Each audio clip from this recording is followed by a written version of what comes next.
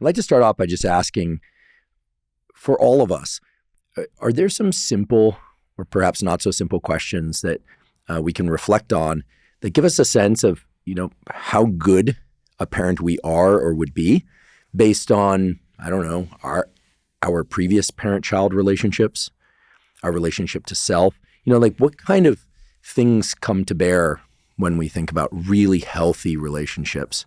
I can, start rattling off a list of what I imagine they could be, but what are your thoughts? What's the parameter space, as we say? How should we think about relationships besides just, I either like this person or don't, or I feel good around them or I don't, or separating how I feel about them versus how they make me feel? Maybe we can drill a little deeper below the kind of more superficial stuff that we often see out there. The first thing that comes to mind when you say that is this word sturdiness. And to me, when someone says, what is good inside as an approach, and that's always the first word that comes to mind. And I know that's an odd word. It's not a word we use a lot, although I do think most people, when you say that person's a really sturdy person, I think we all have some connotation or feeling, at least, of what that means. And I use it a lot, being a sturdy parent, being a sturdy leader. I talk a lot about the similarities to parenting and kind of being a pilot of a plane. And that word sturdy always comes up. And so I remember a little while ago, someone pushed me. They're like, what's your definition of what that means? And at that point, I thought, wow, I should probably have a definition, given I use it a lot. But what I think it really means is an ability to be connected to yourself and to someone else at the same time. Wow. And I think that is really the definition of sturdy leadership. And that is the key thing that's present in a healthy relationship, that at once I kind of know my values, what I want, what I need. I feel like I can be true to that. And at the same time, I can kind of connect to someone else who probably has different wants and needs and maybe even slightly different values at the same time. And the thing that leads me to next is what I think about is family jobs and a parent's job.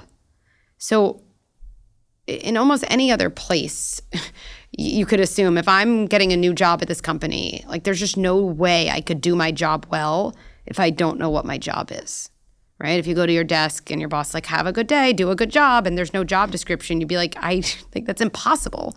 But over and over with parents, if I say to them, well, what is your job with your kid?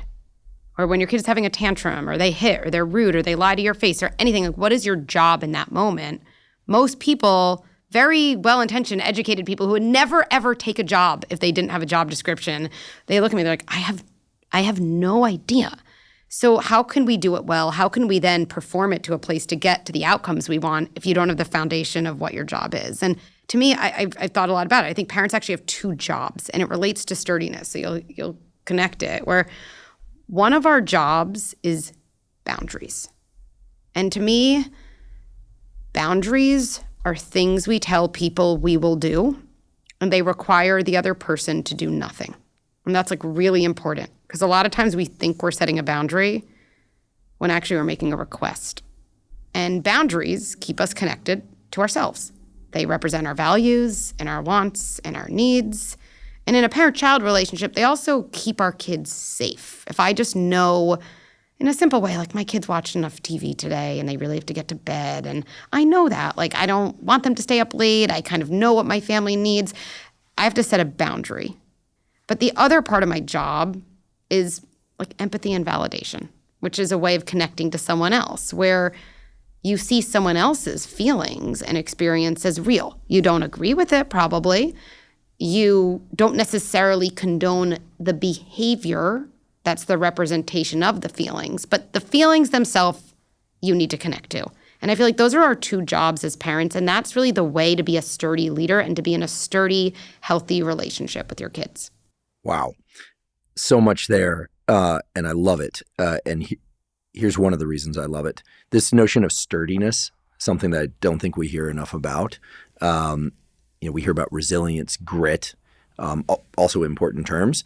But sturdiness, as you've described it, and the job of parenting really seems to include a lot of verbs, not just nouns and adjectives. And I'm a huge fan of verbs, because biology and to some extent psychology, yes, also psychology, is all about verbs. And so the labels often are mysterious, but sturdiness, just sends a clear message of something that doesn't budge easily.